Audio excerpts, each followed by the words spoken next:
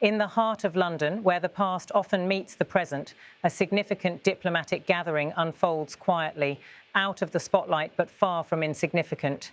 The location may be familiar: marble corridors, historic conference halls, Union Jack fluttering in the breeze. But inside, the conversations are anything but routine. The newly appointed British Home Secretary, Shabana Mahmood, steps forward to greet her international counterparts. It's her first major multilateral summit since taking office, an early and defining moment in her tenure. As the first Muslim woman to hold this post, she carries both the weight of precedent and the urgency of modern threats. First to arrive, Kristi Noem, Secretary of Homeland Security for the United States. Her arrival underscores the gravity of this meeting, as America continues to face an evolving range of domestic and foreign threats, from cyber intrusions to illicit border crossings. Her department plays a pivotal role in both strategy and execution. Her handshake with Mahmood is not just ceremonial. It represents one of the most enduring security partnerships in the modern world. From halfway around the globe, Australian Minister for Home Affairs Tony Burke arrives next. For Australia, this alliance isn't just symbolic, it's a strategic necessity. Sitting on key maritime migration routes and flanked by the vast Indo-Pacific, Australia often acts as the front line for regional security threats. Burke brings to the table regional insights and a pragmatic approach grounded in Australia's often controversial but operationally assertive border policies. He's followed by Canada's Minister of Public Safety, Gary Anandasangari.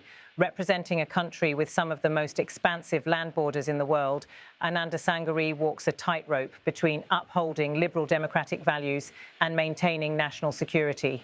Canada's focus on digital surveillance, anti-money laundering and extremist monitoring plays a critical role in the Five Eyes network. And then, from the far South Pacific, New Zealand's Judith Collins. Often dubbed the Iron Lady of Kiwi politics, Collins brings her no-nonsense approach to a coalition that thrives on directness and discretion. Though geographically isolated, New Zealand punches well above its weight in the world of intelligence.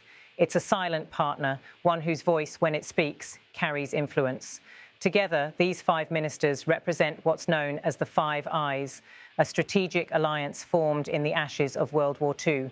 What began as a wartime code-breaking partnership between Britain and the United States has evolved into the most formidable intelligence-sharing network in the modern world. 5 nations, one intelligence web.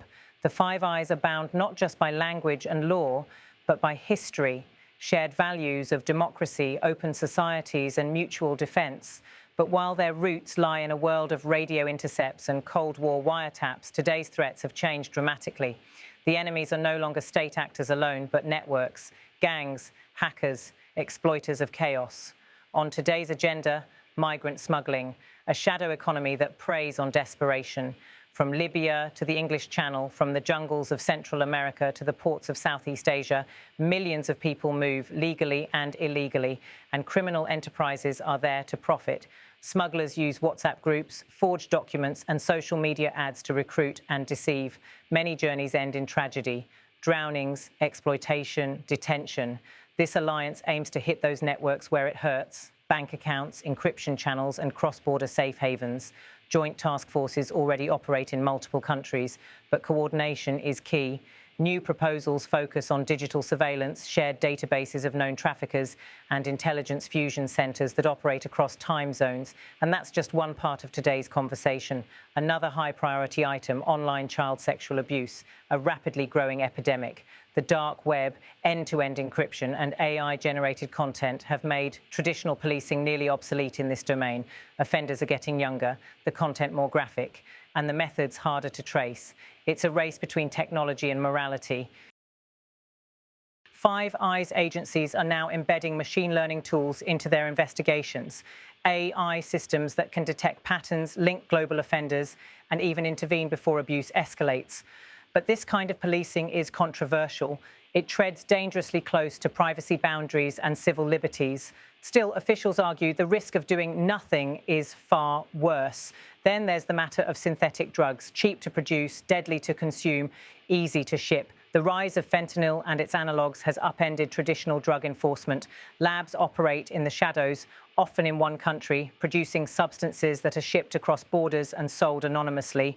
The result: a public health crisis, overdose deaths, gang warfare, systemic corruption. Through the Five Eyes partnership, enforcement agencies are working to map the global supply chain, targeting not just dealers, but producers, couriers, and even the chemical suppliers in countries where oversight is weak or corrupt. Coordinated raids, asset freezes, and digital tracking have already made headlines. But insiders know this fight is far from over. What makes Five Eyes unique isn't just shared intelligence, it's shared action, simultaneous raids, synchronized arrests, real-time data exchange. With biometric systems now linked across borders, a suspect flagged in Vancouver might be intercepted in Heathrow within hours. But as surveillance expands, so do questions of oversight. Because when governments gather power in the name of security, who ensures it's not abused? In recent years, the Five Eyes Alliance has faced serious scrutiny from whistleblowers, privacy advocates, and legal experts. Revelations about mass surveillance programs, some of which were kept secret even from elected officials, sparked outrage and legal reforms. The Snowden disclosures in 2013 opened a Pandora's box that still hasn't fully closed. Civil society groups worry that the renewed push for border and digital security could lead to mission creep. That technologies developed for counter-terrorism may be used to track political dissent, journalists, or marginalized communities. That shared intelligence might bypass domestic legal safeguards, and those fears are not unfounded. Home Secretary Shabana Mahmood has pledged transparency and accountability. In her opening remarks, she emphasized the need for democratic oversight and public trust. That message was echoed cautiously by her counterparts. They know if citizens begin to see the alliance as a shadow state, its legitimacy and effectiveness will collapse. Still, public opinion is divided. Some citizens want tougher controls. Others demand greater freedoms. And in today's world, leaders must navigate not just physical borders, but ideological ones, between open societies and secure ones, between information and misinformation, between privacy and protection. As the summit continues behind closed doors, the stakes remain high, because whether the public sees it or not, the policies shaped in this room ripple outward into visa applications, airport screenings, cybersecurity standards, and law enforcement protocols. The Five Eyes Alliance operates in the shadows, but its impact is everywhere. From the moment you book a flight to the time your passport is scanned, to the algorithms scanning metadata in the background, this alliance is working, sometimes for you, sometimes on you, always with you in its line of sight. And as the ministers shake hands once more and the cameras begin to pack away, the real work begins. Because in a world where enemies are invisible, cooperation must be visible, loud and real. In the silence of high-level diplomacy, the message is clear. In the battle for secure borders and safe societies, the Five Eyes aren't blinking.